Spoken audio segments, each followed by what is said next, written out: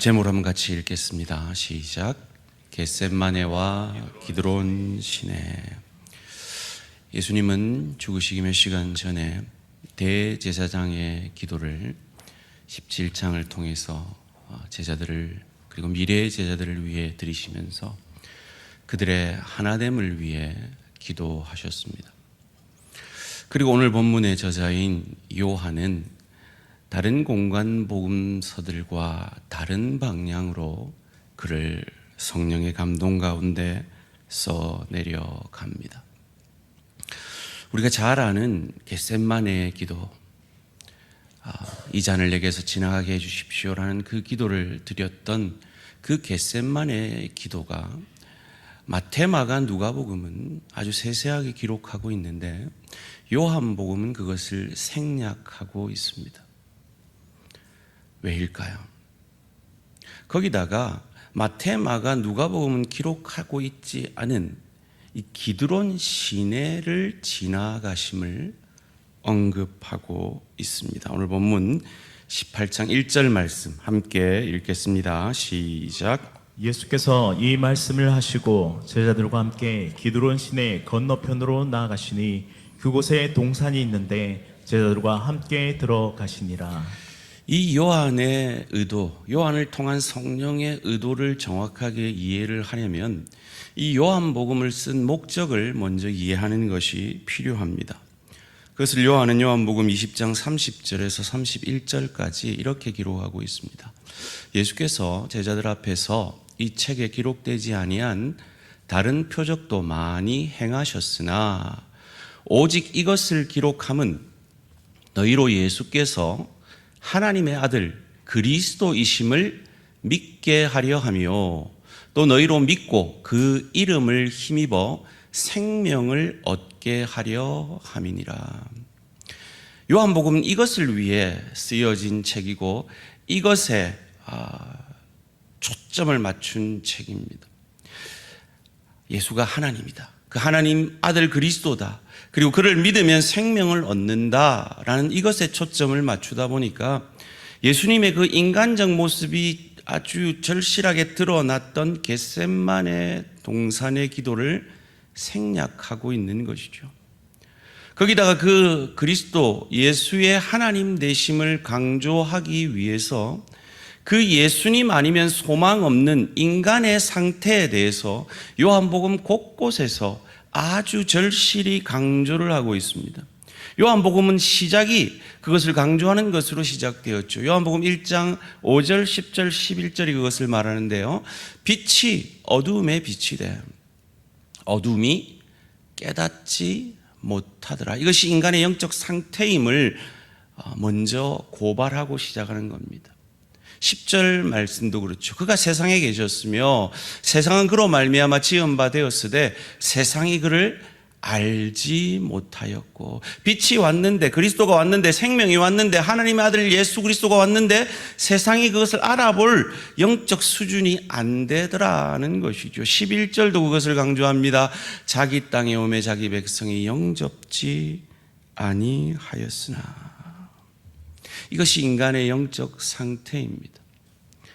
그런데요, 인간은 자기를 잘 포장을 해요.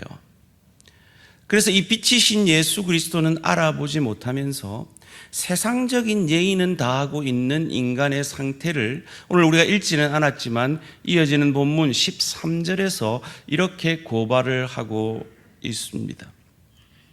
먼저 안나스에게로 끌고 가니 안나스는 그의 대제사장인 가야바의 장인이라.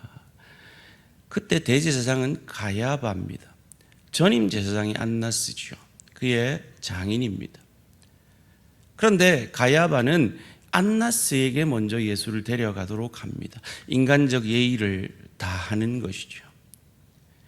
인간에게는 이렇게 예의를 다하는데 하나님께는 모욕을 하는 이 인간의 영적 상태를 요한은 고발하고 있는 것입니다.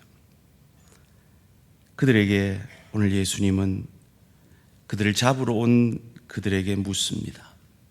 너희들이 찾는 이가 누구냐라고요. 오늘 본문 4절 말씀입니다.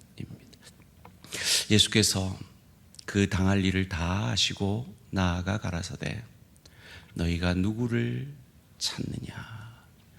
이 고백도 다른 복음서는 다루지 않고 있는데 요한복음만 다루고 있습니다.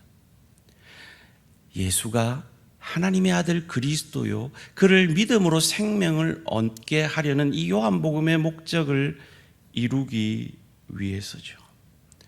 이어지는 본문도 마찬가지입니다. 예수님의 왕되심과 그의 권위를 다른 복음서는 전혀 기록하고 있지 않은 그 부분을 5절 6절이 이렇게 다룹니다. 함께 읽을까요? 시작.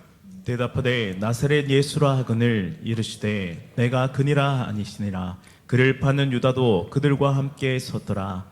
예수께서 그들에게 내가 그니라 하실 때에 그들이 물러가서 땅에 엎드러지는지라. 내가 그니라. 이 고백이 에고 에이미, 나는 무엇이다 라는 이 원문으로 계속해서 요한복음은 반복되었습니다.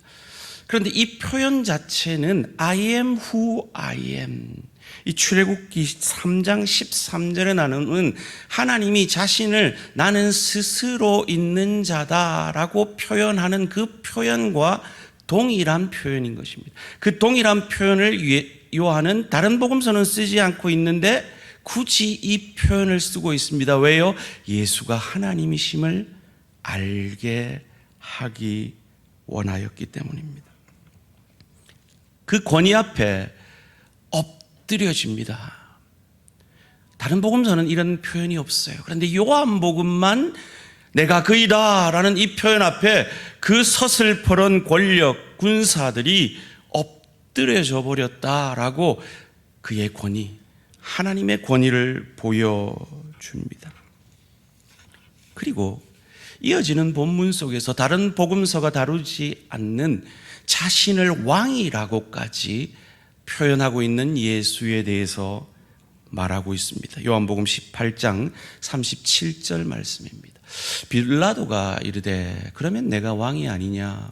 예수께서 대답하시되 내 말과 같이 내가 왕이니라. 내가 이를 위하여 태어났으며 이를 위하여 세상에 왔나니 곧 진리에 대하여 증언하려 함이로다. 무릇 진리에 속한 자는 내 음성을 듣느니라 하신대. 다른 복음서에는 예수님이 자신을 왕이라고 표현하지 않습니다. 그런데 요한복음만은 이 표현을 하고 있습니다. 왜요? 그가 하나님의 아들 예수 그리스도고 그가 그를 믿는 우리에게 생명을 주시는 권위자인 것을 알게 믿게 하기 위함인 것입니다. 요한은 다른 복음서와 다른 그 표현들을 통해서 예수가 가진 그 권위가 얼마나 놀라운지, 그것은 하나님의 준하는 권위라는 것을 계속해서 강조합니다. 보통 사람은 어떻게 죽습니까? 죽음이 임하면 고개가 숙여지는 겁니다. 죽음이 임해야 고개가 숙여지는 겁니다. 그런데 요한은 아주 독특한 표현으로 그의 예수의 하나님 되심을 이렇게 표현하고 있습니다. 요한복음 19장 30절 말씀 함께 읽습니다. 시작. 예수께서 신 포도주를 받으신 후에 이르시되 다 이루었다 하시고 머리를 숙이니 영혼이 떠나가시니라. 자신이 머리를 숙이니 죽음이 많은 겁니다. 바로 하나님이시라는 거죠. 그분이 하나님의 아들 예수 그리스도, 그가 허락하지 않으면 죽음도 그를 어찌할 수 없는 존재라는 그것을 요한은 끊임없이 강조함으로 말미암아 이 예수를 믿음으로 생명을 얻게 됨을 말하고 있는 것입니다. 그렇다면 이것을 그토록 강조하려는 요한이 왜 겟셋마네 동산의 그 기도, 마태, 마가, 누가는 아주 세세하게 기록했던 그 기록은 빼고 그들이 기록하지 않았던 기드론 시내에 대한 언급을 하고 있는 것일까요? 이 기드론 시내는 이 예루살렘 동쪽 벽과 감람산을 가로지르는 계곡입니다. 1년에 몇 번 폭우가 내리면 시내가 되는데요. 대부분은 말라서 계곡이 되어지죠. 제가 사진을 3장 보여드릴 텐데요. 잘 보이실지 모르겠습니다. 저 위쪽이 예루살렘 성벽이고요. 그 아래쪽 약 지상으로부터 120m 아래에 있는 곳이 기드론 계곡, 기드론 시내입니다. 다른 그림을 한번 보여주세요. 이게 좀 더 설명하기가 쉬울 것 같은데요. 다음 그림. 보이시는지 모르겠어요. 성전이 있고요. 저 겟셋마네 동산으로 가는 길에 이 기드론 골짜기를 예수님이 지나가고 있고 그 오른쪽에 감람산이 있는 것입니다. 다음 그림을 보면 좀 더 정확할까요? 이 성전이 있고요. 이 감람산이 있고 그 사이를 기드론 골짜기가 약 120m 지상보다 아래인 골짜기가 흐르고 있는 겁니다. 이 기드론 계곡은 구약에 참 많이 다루어진 계곡입니다. 우리가 잘 아는 에스겔 그 해골들의 골짜기가 바로 이 기드론 계곡입니다. 압살롬이 묻힌 그 무덤이 있는 계곡이 이 기드론 계곡입니다. 예수님을 팔려고 했던 유다도 이 성전으로 가기 위해서 지나야 했던 계곡이 바로 이 기드론 계곡입니다.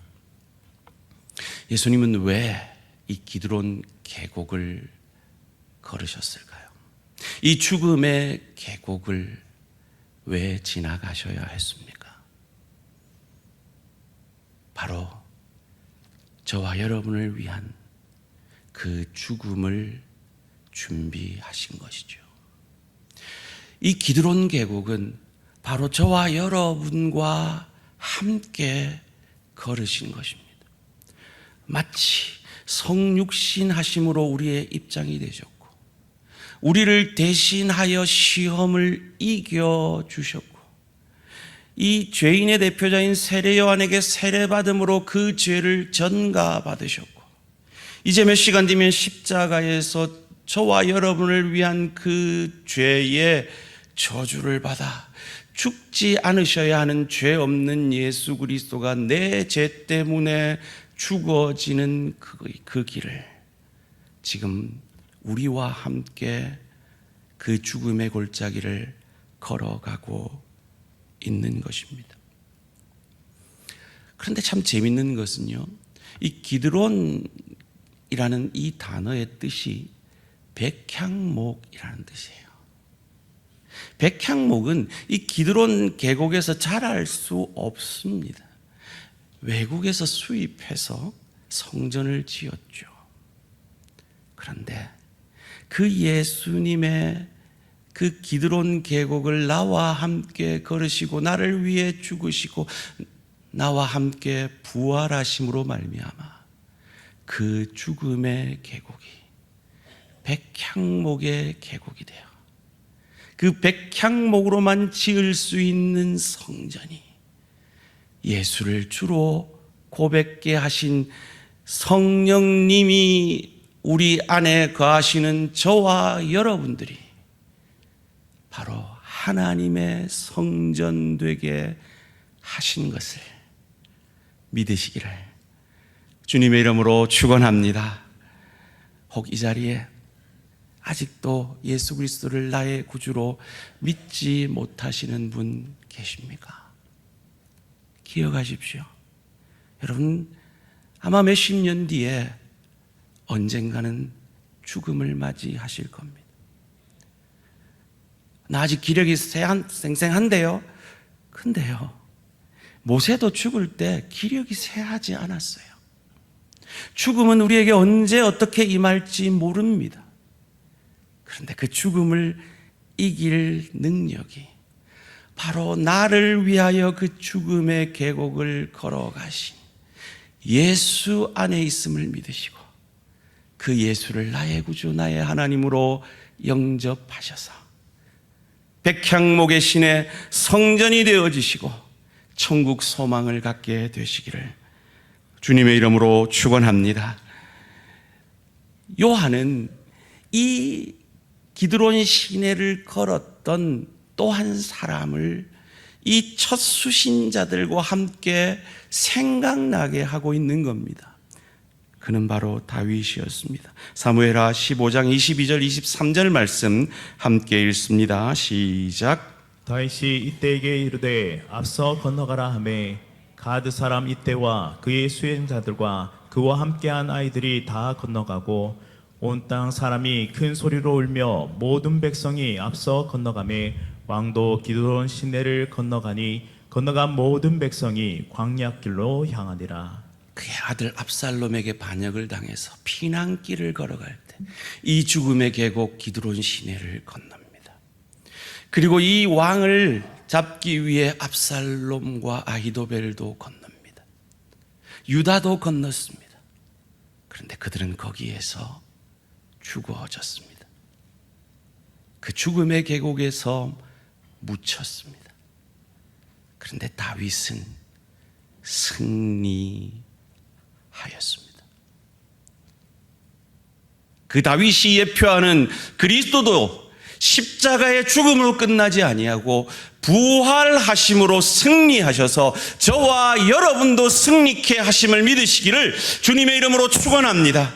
그 예수의 승리가, 그 다윗의 승리가 바로 저와 여러분의 승리인 것을 오늘 요한은 우리에게 보여주며 이 예수 그리스도 하나님의 아들, 우리의 구원자 되심을 믿음으로 영원히 목마르지 않는 생명을 얻으라라고 우리에게 말하고 있는 겁니다.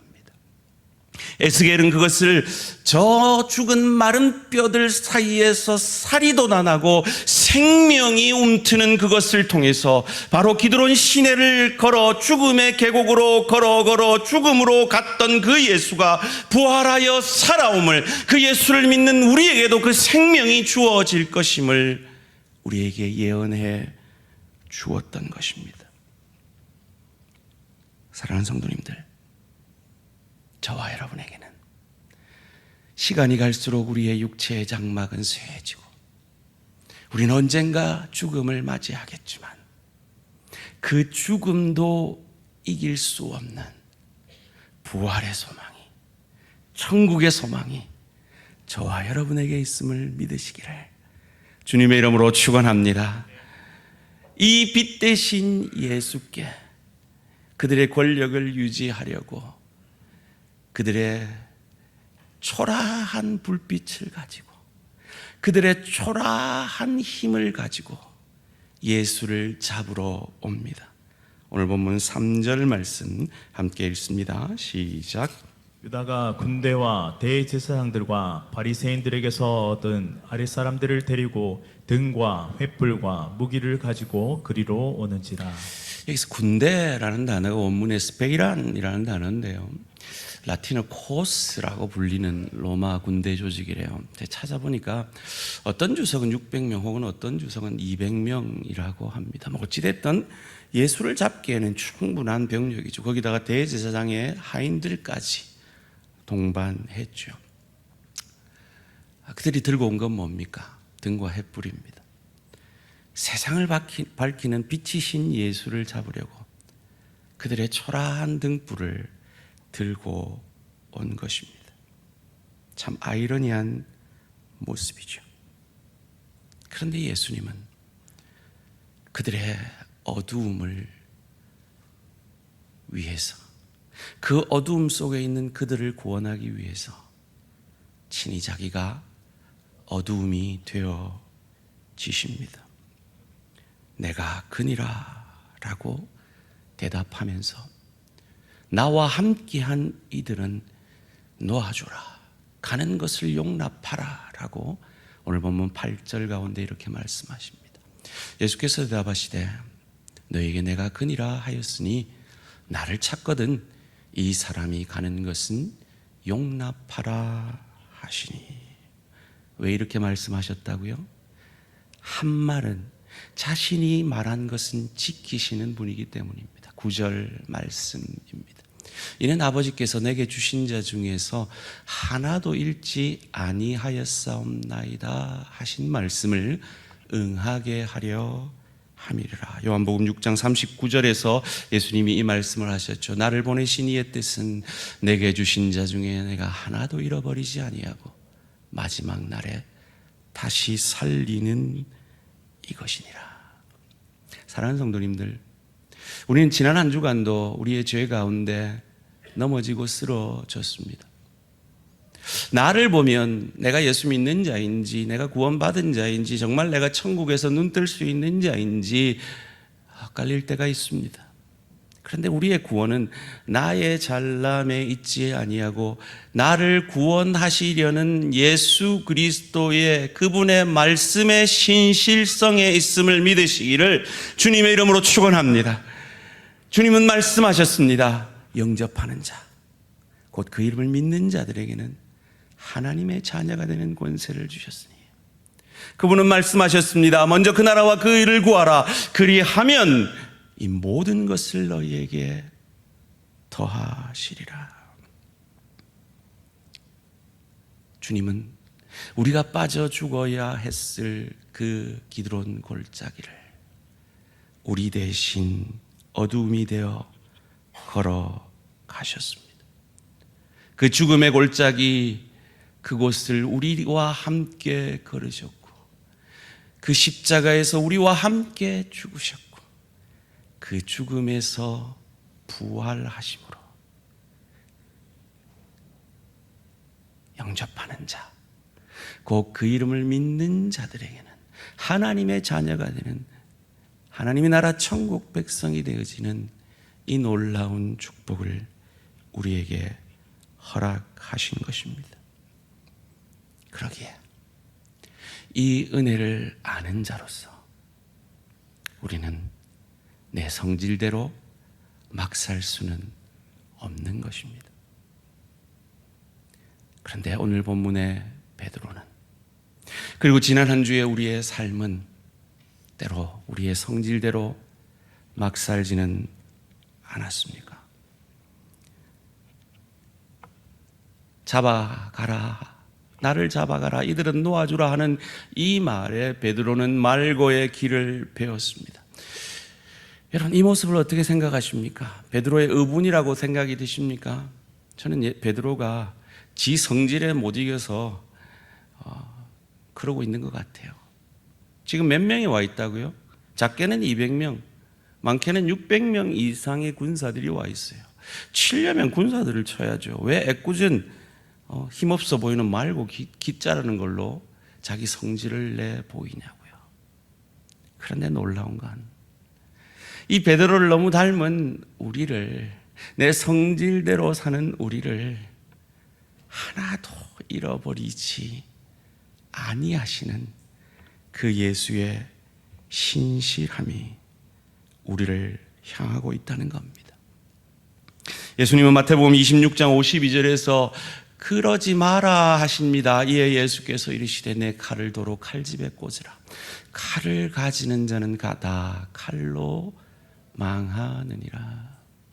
이 구절을 가지고 나폴레옹, 그 위대한 장군이 이렇게 고백했죠. 나는 칼로 세상을 지배하려 했지만 칼로 망하였지만 우리 주 예수 그리스도는 사랑으로 세상을 정복했다라고요.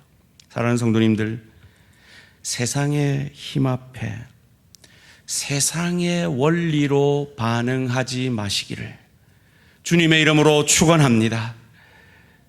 한번 따라해 봅시다. 내 감정이 태도가 되지 않겠습니다. 뭐라고요? 내 감정이 태도가 되지 않겠습니다. 여러분, 스승이 잡혀가요. 열불나죠. 남편이 열받게 해요. 열불나요. 아내가 짜증나게 해요. 열불이 나요. 동료가 이기적으로 행동해요. 열불이 나요. 감정이 올라와요. 지체가 마음에 안 드는 일을 해요. 열불이 나죠. 그게 우리입니다. 그런데 그 감정이 우리의 태도가 되어서는 안 되고 그 감정이 우리의 행동이 되어서는 안 된다는 거예요. 왜요?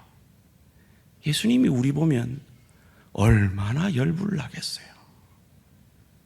그런데 예수님이 우리를 대신해 그 죽음의 골짜기를 걸어가시고 겟세마네에서 땀이 피가 될 정도로 그 구원을 이루기 위해서 나 십자가 안 지고 싶어요로 시작했던 그 기도가 주의 뜻대로 되기를 원합니다로 변함으로 그 십자가 죽음을 나를 구원하기 위한 그 하나님의 뜻인 십자가 죽음을 묵묵히 감당해 내신 것처럼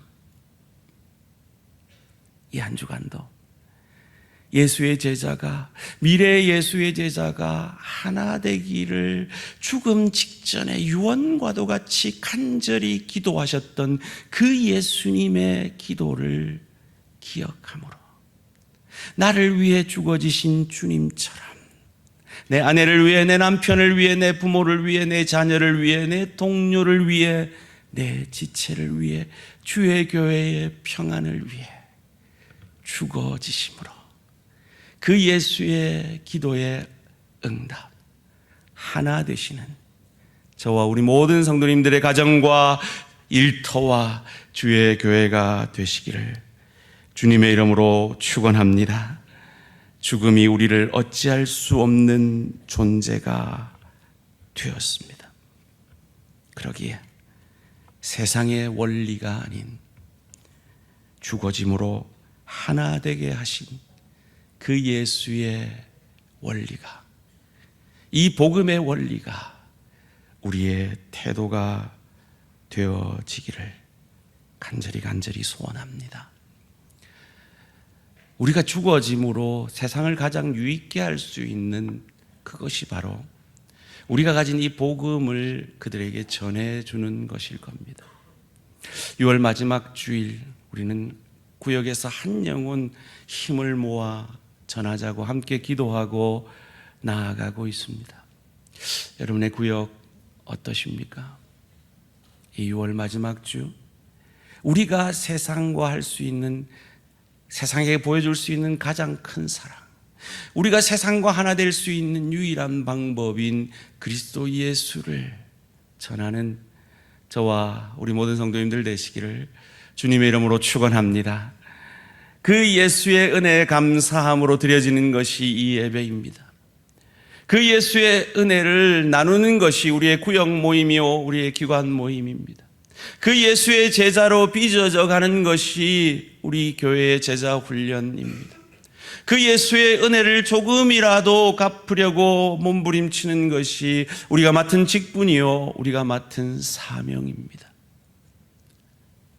나를 대신하여 그 죽음의 골짜기를 나와 함께 걸어가셔서 마른 뼈와 같은 나를 새 생명 허락하신 이 주님의 사랑 앞에 이 5가지 교회를 향한 목적을 이루심으로 정당하게 반응하시는 저와 우리 모든 성도님들 되시기를 주님의 이름으로 축원합니다.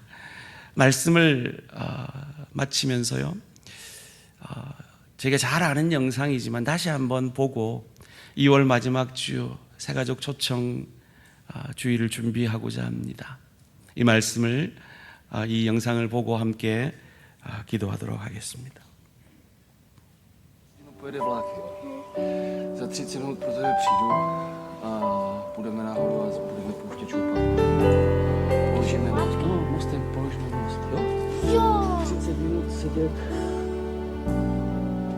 이 세상 가장 아름다운 순종의 눈물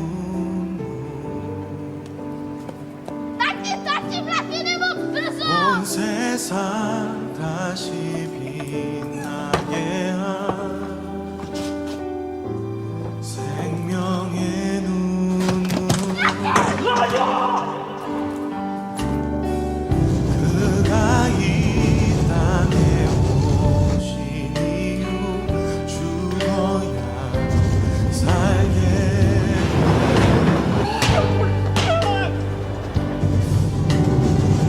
져야만